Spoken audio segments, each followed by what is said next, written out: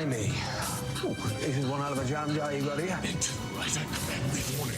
The House of Mystery contains demons, angels, elementals, magicians, wizards, apparitions, adult language, and discussions. If you're easily offended, do not enter the House of Mystery. All right, then. On with the show.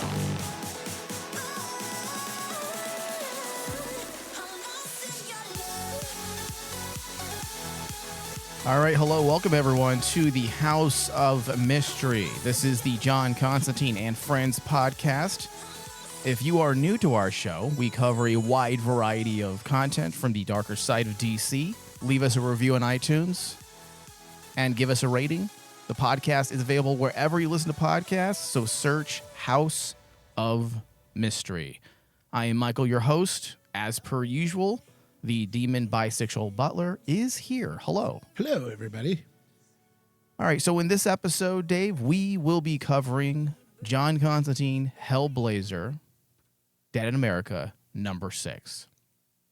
We are back in the red bus, driving into the chaotic lands of legends, folklore, myth, comics, and screenwriting in a way that furthers Spurrier's commentary on cultural products and the ideological frameworks constructed to control and shape those stories.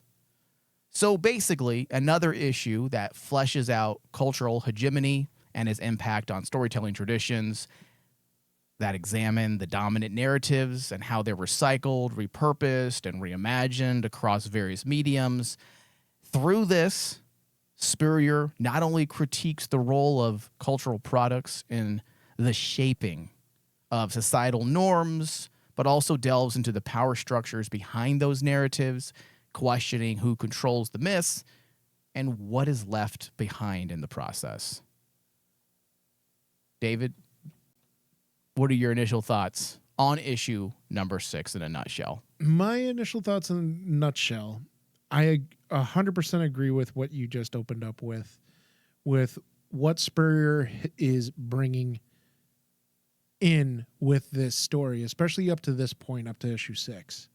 And so far, it's had its ups and downs, much like riding in any bus down the highway that is America. Yeah. But like at the end of the day, what I think what he gave us here in number 6 was a really good comic at first glance.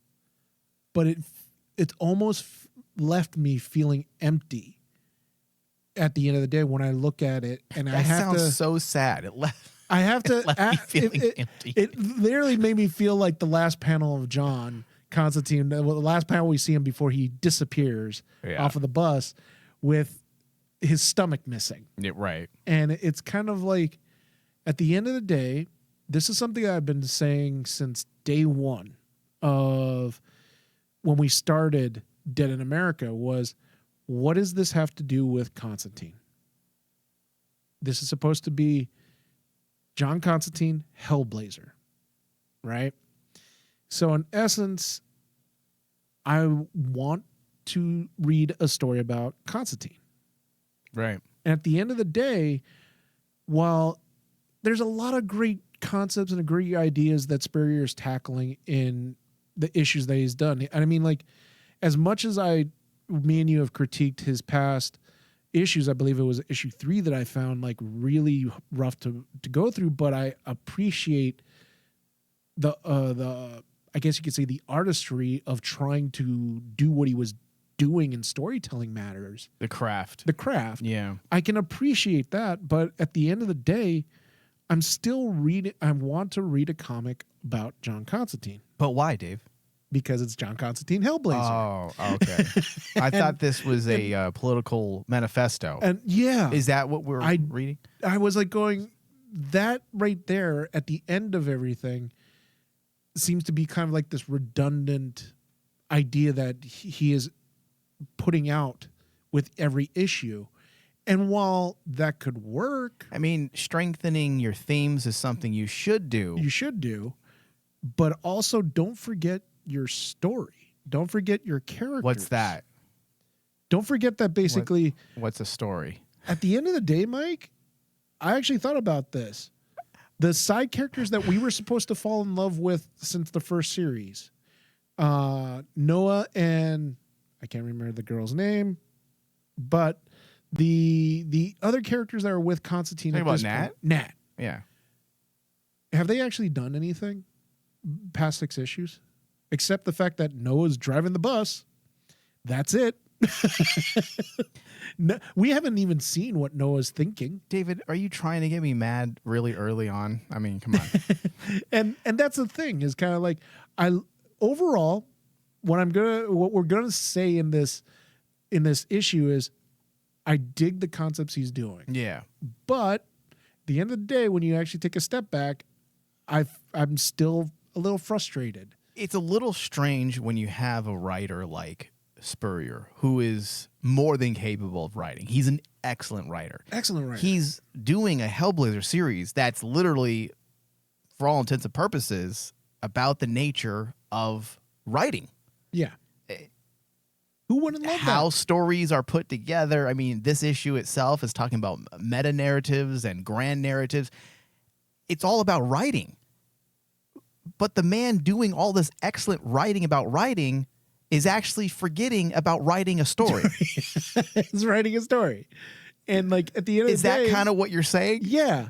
You're forgetting about your characters in your story. That there really isn't a story, and that's what's starting to feel a little strange. We're 6 issues in, and we are retreading again on the same ideas. And you know what? It's funny because off air, me and you were talking about this, and you brought up to me, was a really good metaphor of what this feels like. This go round with Hellblazer with Spurrier feels like he's a essay writer. He's not a comic book writer. He's an essay writer. An essayist. An essayist where he's giving his thesis and he's going to give his examples of his to support his thesis. Yeah, every issue is basically a supportive body. Yeah. And in every issue, up to issue number 6 right now, that's what it feels like. It feels like, here's my thesis. Here's the point. Here's an example I'm going to give to support my thesis. Yeah. That could work in an essay for an essay. If you're trying to say something, that works fantastic. But you're writing a comic book, and a comic book also has to have a story that your audience will be following and continue on to want to read the next issue. Yeah. You got to read that. I don't care if you leave it on a cliffhanger where Constantine disappears. Right. Okay. That is such a cheap gimmick to use to drag your audience along, because that's what it feels like. Is like, if you do gimmicks like that, you're simply just grabbing your audience by the scruff of the neck and saying, follow me. It's wearing on the readers, and it's not just us. It took a while. There are other people now. Yeah. That are coming in who are not like anti-wokers. They're not the people you would expect to shit on, this type of story. These are people like us who are like, I mean, this is good, but this is good. Also it's not. Because it's missing a piece. And that piece is a fucking story about John Constantine. This is not about John Constantine. This is episodic rhetoric. That's what this is. The greatest sin that I feel that a comic book writer can do, and Spurrier is right here. This is where I feel that the greatest sin that a comic book writer can do is, if I can look at your comic book and I can remove that character that was given to you to write about and replace him with Joe Schmo. Yeah. Or a John Doe, and your story still works, something's wrong. You're getting your story across, but you're forgetting something. So you're saying you could remove John Constantine from the story and it would still be the same story. It'd still be the same story. Yeah. Because I get what you're saying. At the end of the day, Dream could, Dream has that connection to John Constantine. Well, Dream has a connection to everybody. So he could call on pretty much anybody in the universe. Yeah. So that's not a good reason. No, I agree. I see where you're coming from. Let's pull back just a bit and break down exactly what this issue is doing. As we had previewed, it is, for the most part, retreading on familiar territory, things that we've now covered over the last 5 issues, with a few curveballs and maybe some new perspectives, additional supportive bodies, if you will, to go with that thesis idea. But for all intents and purposes, is pretty much saying the same thing. But let's start with the grand narrative aspect. So Spurrier uses a meta approach to the narrative in many ways to challenge the audience's perception of reality and fiction, blending storytelling with self-awareness to reveal the constructed nature of these narratives. Yeah. This is something we've talked about in detail at length. This meta approach actually allows Spurrier to just deconstruct. This is where his strategy, it's hard to shit on his strategy. His writing abilities is mind-blowing. He's an excellent writer. So that's not the problem that we're having overall. Yeah, and his with the thesis is issue. actually, his thesis is really fun. It's not even the politics. It's like, it's just, hey, we've said this already. Now give us some story. So Yeah. you have this idea that this meta approach, which allows Spurrier to deconstruct traditional tropes that prompt readers to question not just the story itself, but the very mechanisms behind storytelling. Who tells the story? Why? And to what end? And in doing so, he underscores the performative and often contradictory nature of the so-called progressive values that many in Hollywood and other cultural writers proclaim to uphold, revealing how these values are sometimes simply leveraged as tools for maintaining influence rather than actually enacting real change. And we saw that with the mysterious non-emissary Non-emissary, yes. that entered the bus early on in the story. That was his purpose. That was the entire point. The Crazy old man. Yeah. And also using, as I said, this screenwriter character, it aided in Spurrier in furthering, I should say, it aided Spurrier in furthering his critique in more explicit terms. So most of this run has been talking in some way about grand narratives, also known as meta-narratives, referring to overarching stories or theories that attempt to provide comprehensive explanations of historical events, social phenomenon, and or cultural practices. And these narratives often claim universal validity and attempt to encompass various human experiences under one coherent framework, ultimately shaping how societies understand their past and present. So that's something that he's been toying with since the very beginning. But it was explicitly outlined or underscored in this issue of how these grand narratives are told in order to create a national identity, to justify genocide oftentimes. And he's using the West as an example, specifically United States, of course. But this is in large part how most civilizations create a coherent society. They create grand narratives, you know, and much throughout society, we've now picked some of these grand narratives apart and we critique them and we analyze them and see why they were being utilized at this time.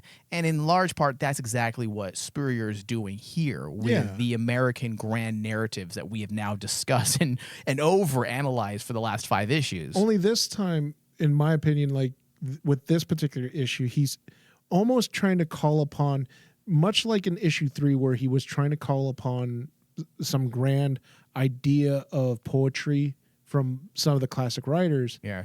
Here, it's almost like this is his take on like the political agenda of, or political writing of, say, something like Hunter S. Thompson. Right. Where it's just out of your mind, just think outside the box type of mentality that basically you control the narrative. You are the master of your universe, right? And it's a very, I appreciate it. It was doing stuff like that is cool. It's fun. That's how writing. That's our jam. That's mine and yours jam. Is like those styles. I read stuff like this all the time in books. Like I like this type of stuff. To your point. Yeah, and like when it comes down to it, I applaud for what he's doing. Yeah. I get your thesis, but again, it's just basically you still have that redundancy where you're just repeating your thesis. Well, these ideas are also now butting up against other ideas that typically conflict within because they're embedded within different ideological spheres. So when you look at this grand narrative thing, David, like what does this say about things like subjective realities and human narcissism, which was also a component of this issue, which ended up leading into the critique of a different type of myth making. And we'll talk about that in a second. But this idea that, we are malleable passive participants. You make someone see the world differently, and the world just sort of plays along, I believe was the line of dialogue. Yes. And then Constantine says some sods just want to focus on the way they see the world, keep themselves at the center of the story.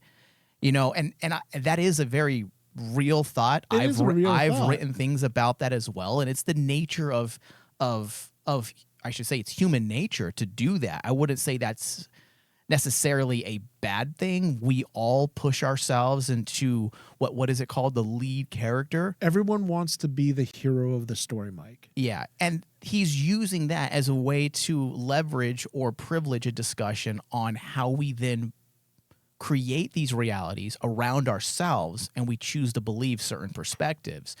The world as we see it is shaped by the narratives we create and the subjective realities we choose to embrace. Yeah. Realities that often place ourselves at the center, right?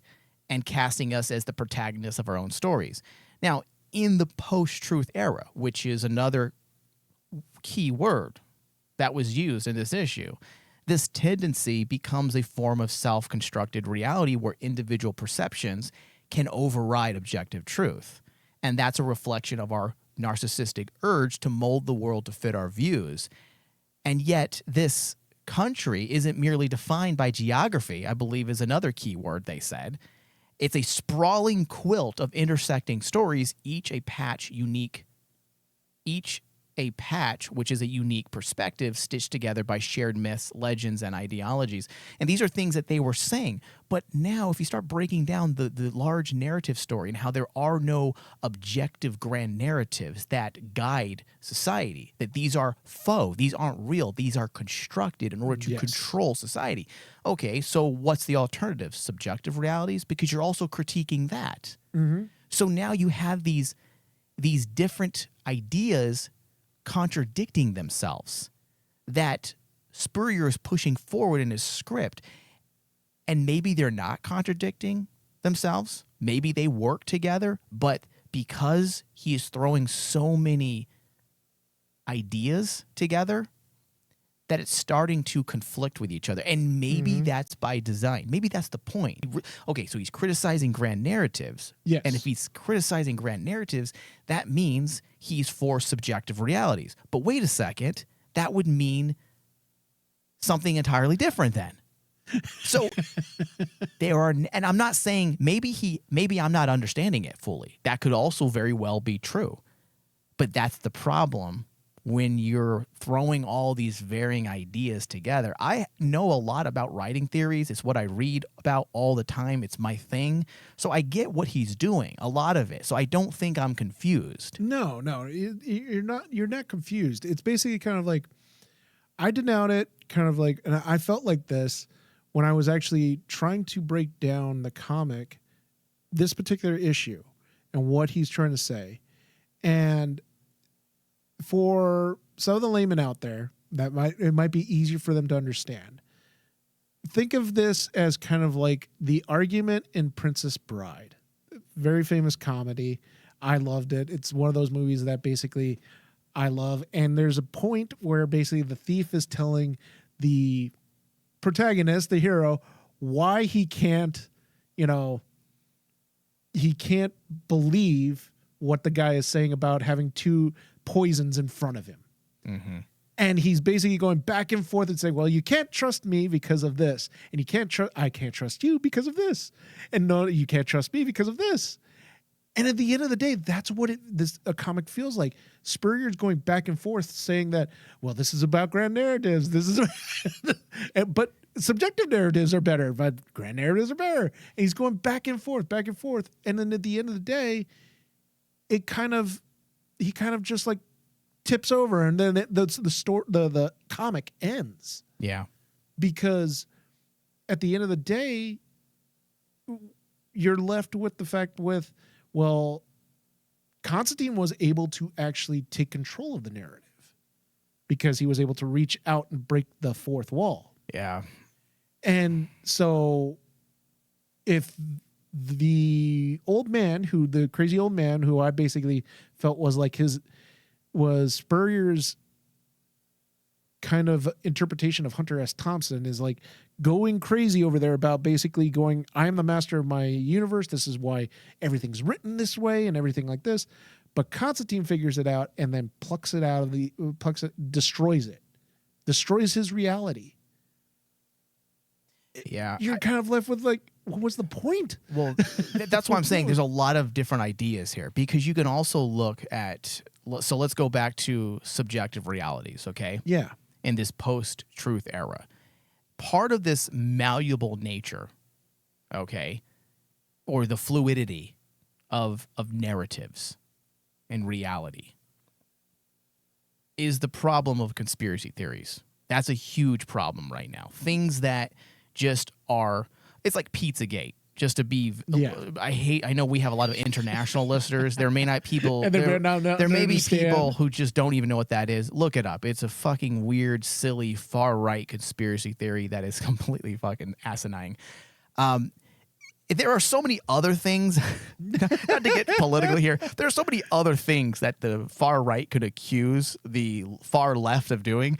And the fact that they choose to hang their hat on Pizzagate is fucking weird. It is. But anyways, you have a big problem with conspiracies. Everything is a conspiracy. A lot of it has to do with the inherent narcissism that is human nature. Yeah. We desire to be validated. We desire to be seen. We desire to be heard. We desire to be the top performer in our stories. So that, in part, is the reason why conspiracy theories are on the rise. I just got done reading a book I think last year, from a philosopher that wrote on this very thing, and he went in to explain why conspiracy theories are on the rise, and it has to do with existentialism, meaning, lack of understanding, the purpose to feel validated and important in a world that is progressively getting louder and leaving many of us behind. We see influencers, social media stars, YouTube stars, all these people rising to fame, and we feel like we're losing out. And we need to stay in the limelight. We need to have our own story that's privileged and is seen and heard. And because of that, people form and believe these conspiracy theories to lend credence to their own importance. Yes. They feel like they know something. I know something that no one else does. Yes. It gives this an inflated ego that they know something no one else understands. So there was also that going on as well. You know, conspiracy theories have flourished in this current political environment fueled by the need to control the chaos. So there's an existential element as well, and make sense of a seemingly indifferent world. So these theories often position the believer at the center of a grand narrative, a chosen one who's in the know. And this need for control reflects existential and absurdist themes. The whole idea of grappling with the meaninglessness, you know, and by creating these stories, even those that are grounded in paranoia, to fend off the void. Yes. And so we patch our perspectives onto the quilt of reality, weaving in both fact and fabrication as a way to impose order and protect our fragile sense of self in a world that ultimately resists simplicity. So there's also that. Also, because we had the pants villains or the pants myth. You also had the mention of there was I don't have it in front of me now. There were numerous phrases and keywords that he used that signals less of like legends and something closer to conspiracy theories. Yeah. So he was also dipping his toes in that idea of myth making, which is very much a part of, if you were to dissect his overall stories that he's doing so far, conspiracy theories absolutely has a part to play in his story. Oh, absolutely. And that was the thing that basically was, as I said, I really did enjoy what he was trying to do in this particular issue. I mean, I love the character of the old man who basically, at the end of the day, being this myth maker, almost pretty much drove him crazy, because the old man basically started off innocent enough as a normal everyday person, but after a while, just like what you said with conspiracy theorists, and he started having to think further and further and further outside the box, he went insane. Yeah. Yeah, ultimately, he was just an example of those fake progressives that, yes, you know how people get mad at a lot of Hollywood studios, like Disney currently is in everyone's crosshair because of their woke ideology, pushing all these Marvel films that are woke and Star Wars. Be careful, Mike. Don't use the W word. Right. I'm using their terminology here, but those people, Disney, Bob Iger, your favorite director, they really don't give a shit. No, they don't. That was the point of that character. Yes. They are there to simply take advantage of the situation. Yes. So in order to not lose your power, to hold on to power, what do? You appropriate it. So that's why you have cultural hegemony, and the actors that work within those power structures that then pretend to be a part of this new movement so that they can maintain the status quo as far as it goes, as far as it pertains to power. So Bob Iger, if you think he's woke, he's not woke. He simply thinks there's power to be had at this moment by embracing it. And at the end of the day, just like what happened to the myth maker in here, at the end of the day, he just gets consumed by the bigger entity, and that's what Bob Iger, what you're talking about with like how people think of Disney and Bob Iger. At the end of the day, they don't care about wokeness. Look how they just care about consuming. Look how the skeevy screenwriter was talking.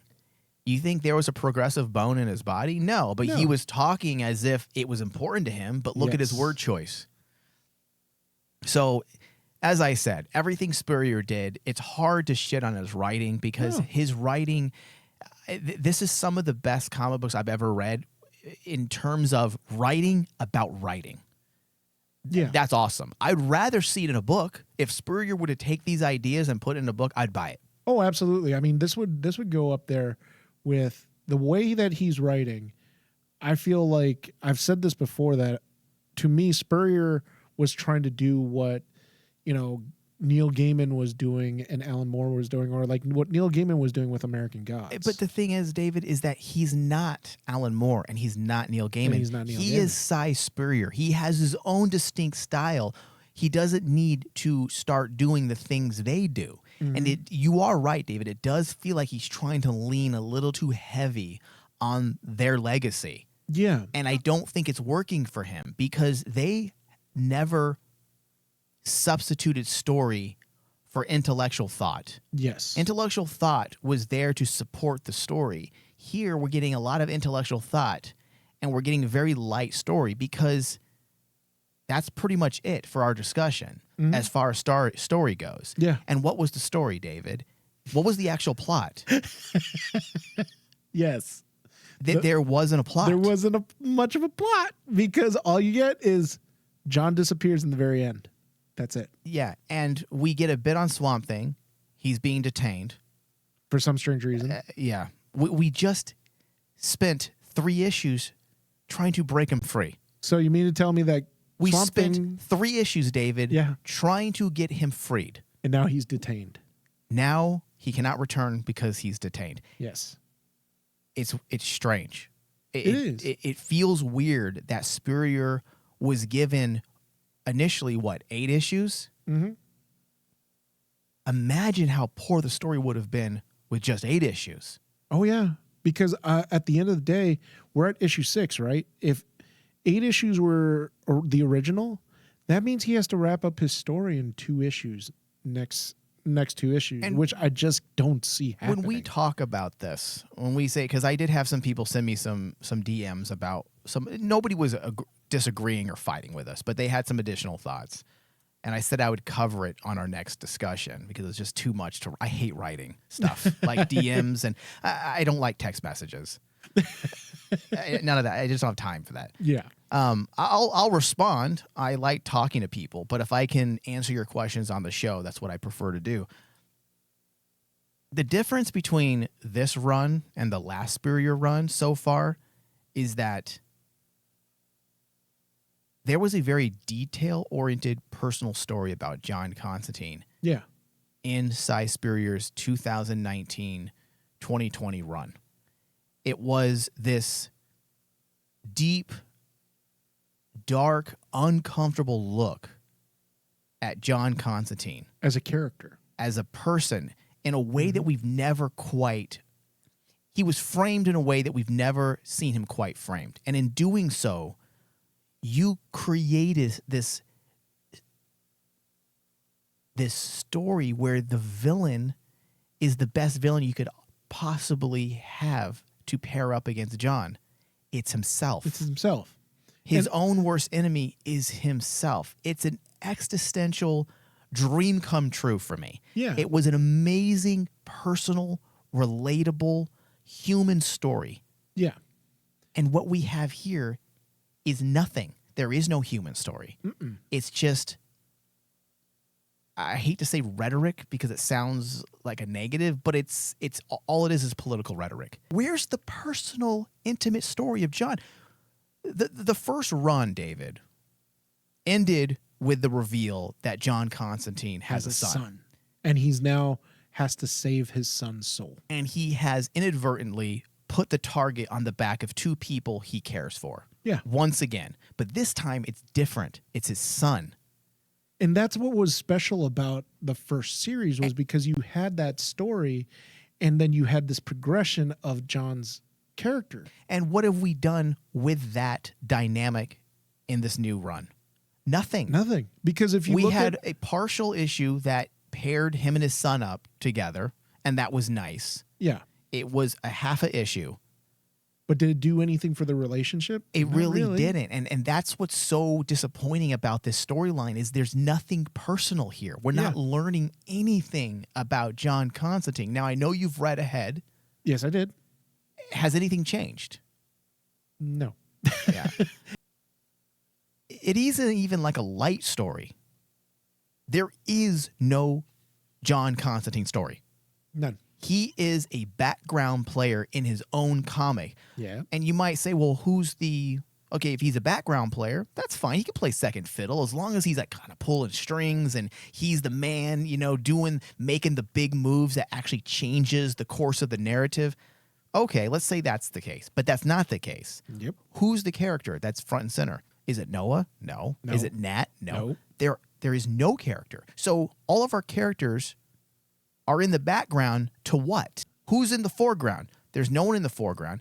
Politics is the character. Yes. And that fucking sucks. It does. Not sucks in quality. It sucks for us Constantine readers. We want a Constantine story. Yes. And that's ultimately it. If we want the ins and outs of, historiography and how history is recorded, I'll go read a fucking book. Yeah. And that's ultimately the thing that I was left with. That sounds a little aggressive, but you know what I'm saying. But it's true though, because like in 6 issues, Mike, the story of Constantine is John comes to America. John confronts 3 mysterious entities that are trying to stop him from something. We don't know what the something is that he's supposed to do because Dream just tells John Constantine that he needs to find the bag of sand again, something that basically Constantine already has dealt with, but apparently Dream just dropped some sand somewhere. Yeah. For some strange reason. And after 6 issues, you're like going, has anything done to John's character? Not done, yeah. really. No, honestly, that's ultimately my problem with this run so far is it's missing a key ingredient, and that's a John Constantine eccentric story. I mean, even a little story. Like, give us something. I don't feel like they're even pushing his story all that much. It's very weird. And it's very frustrating because you're given the pieces that can make a really good story. You're given these characters that we as fans really love. You're using Dream, you're using Swamp Thing, you're using John Constantine. Now later on, you bring in another character that is beloved in the darker side of DC, and you get to use him. But at the end of the day, does it affect your story? Yeah. It doesn't affect anything. You could have actually put Joe Schmo in there in John Constantine's position, and we'd be none the wiser. I feel like stories were better when we were oppressed. When there was a counterculture. Do you get what I'm saying? No, yeah, because there is no counterculture now. Because dominant society, dominant culture wouldn't allow certain stories that were overly progressive in years past. Writers had to be subversive. They had to be really smart to push these ideas, to either trick the executives who didn't know any better, or it was enough for the executives to shrug and be like, touche. Like, we'll let that pass because that isn't explicit. Yes. I like those times better, David, because I'm not saying I want to be oppressed. I'm not saying we should be oppressed. I'm saying that there's something to be said about a counterculture. You write better when you're not allowed to write what you want to write. Yes. And when you're allowed to write what you want to write, like what Spurrier's doing, it starts to feel like his head is so far up his ass that he's simply smelling his own farts. And at the end of the day, all he's saying is something that everyone around him is saying. It's nothing unique. There's nothing. His writing is unique, but what he's actually saying is just it's everything we hear all around us. Yeah. Nowadays we don't have a counterculture. We kind of do, but it's not even what it used to be. Oh yeah. Like Joe Rogan. People Rogan. I don't like his show, but he's probably a perfect example of what the counterculture is now. Yeah, that is the counterculture, and that's the thing is kind of like it's just. We need to be oppressed. Yeah. Like I hate to say it is like sometimes the bully is right. Look at the bully is right. Look at the complaints people have made, and we're definitely crossing streams here, and then we'll change the subject. With Star Trek, there's a lot of people that say the old Star Trek was written better, even though the politics is pretty much the same. Yeah. To the layman, they may not see that it is the same, but it is. But the reason why those stories are better written is because those writers weren't allowed to write those stories. Yeah. So they had to be fucking smart as hell to push those ideas forward. They had to be clever. They had to work really hard. Now you can just have an episode of Star Trek Discovery saying, I'm non-binary. That's not fun. To me, that's not fun. Okay, you're non-binary. Like Star Trek Deep Space Nine has had trans characters, an allegory, since its very beginning. There's a specific character that was a trans allegory. That's far more interesting and says so much more politically than just I'm a trans. Yeah. Okay, and because there's no substance behind it. Right? Yeah. There's no substance behind it. Yeah. So. All right, let's switch gears back to our key discussion here, our topic at hand. Overall, this is starting to feel a little messy. The plot is moving at a snail's pace. I find nothing wrong with Spurrier wanting to delve into politics and wave a sword at America and its cultural products. Fine. But we also need to tell an actual story, and there isn't a story. Yeah. This is episodic rhetoric that is thinly held together by Constantine's name. It's feeling like some of French New Wave films where they were beautiful political pieces, but were not super great movies. Yeah. At least in terms of convention, typical filmic conventions. Yeah. Overall, it's hard to hate on something that's written so well, but at the same time, it's very frustrating that something is written so well and yet it's so lacking in story development. Yes, and that's where I am too. So I'm going to give this issue a 75% on the RMD score. I unfortunately scored this lower because this is my example that I'm going to use to explain why this frustration about this issue is. At initial viewing, Mike, I had this reading. Reading.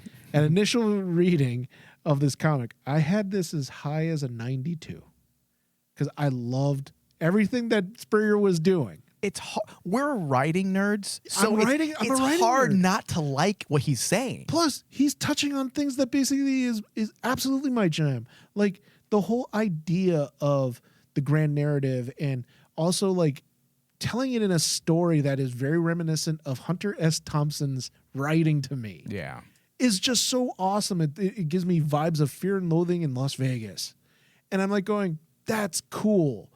But then, as I started taking a look at it, I'm like going, okay, everything in here I really do like, and it's at a 92.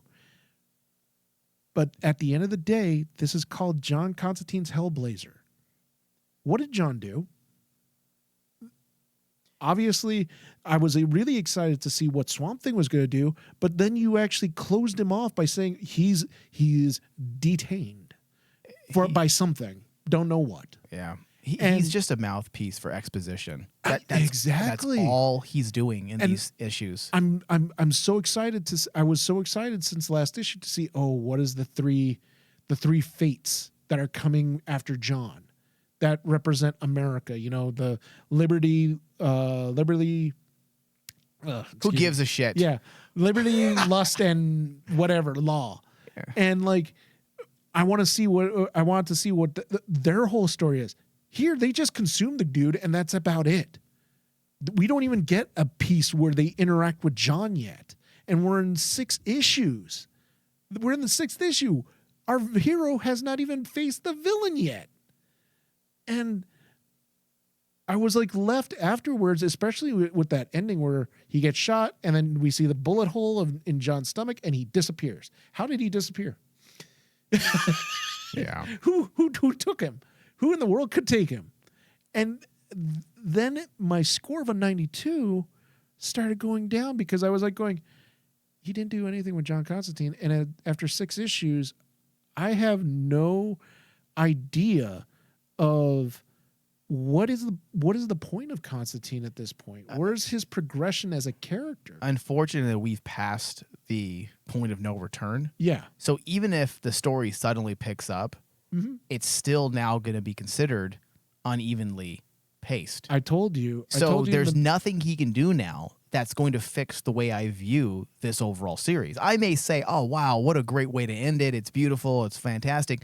But overall, we don't need to wait to the end to know that this piece, this Cy Spurrier second run, is nowhere close to the quality of storytelling of the first one, of his first run. Because like that, the thing was, I told you, one of my main fears and one of the points that I wrote down is the first run, we had the Noah story told to us, and a myth arc told us in 2 issues in the end. And if that was the case with this season or this new season of Hellblazer, and he only had 8 issues, the next 2 issues, he's going to explain his story arc. But the problem is, we don't even know what the hell's going on yet. And it's like, how do you explain your story arc in 2 issues? I mean, we do know what's going on, but I get your point. Like, we don't know really what the story is. We don't know what the story is. We understand what the layout is. We get that. We're not morons. We get that. Yeah. But we're trying to prove a point by saying we don't know what the story is because we don't really know what the true story really is. Because there isn't a story. I think that's what Spurrier needs to, remind himself, that he's a storyteller. You're not Foucault. Yeah, Foucault. Yeah, I didn't come here to. I'm not saying you can't be. He definitely has the ability to look inward and look at society in such a way that he could be that guy. He could be a Foucault. He could write these types of things. Yeah. But you're writing Hellblazer, dude. You're writing John Hellblazer. Yeah, John Constantine. Give us a story, man. Yeah. Like, that's all we want. We want a story. And that's why the final score for me fell down to a 72. Jesus.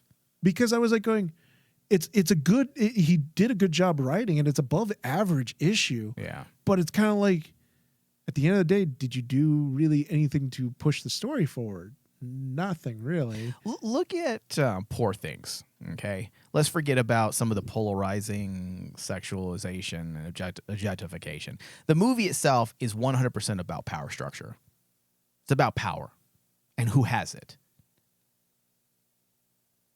But if you didn't sit there and pay attention to everything he's saying and doing, you wouldn't know that. Yeah. Because his job as a director is to tell you a story. He privileged story over his own political ideology. It's there. It was transposed, or at least laid down as the framework. Ultimately, it is a story about power and oppression. So it can be done. Mm-hmm.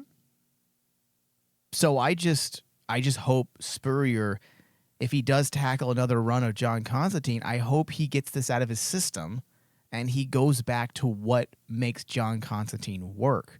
We've had, I'm addressing this because we've had a lot of messages. The issue isn't about politics, and no one's criticizing us, but I want to just say this because we do get replies saying, yeah, it's all woke. That's not what I'm saying. Yeah, that's not what we're saying. I'm not saying this is woke. I'm saying that we need story over politics. That's my point. All right. So let's close out the show and we'll be back again with another discussion. We may wait till the end now and just do the final issues together as one discussion.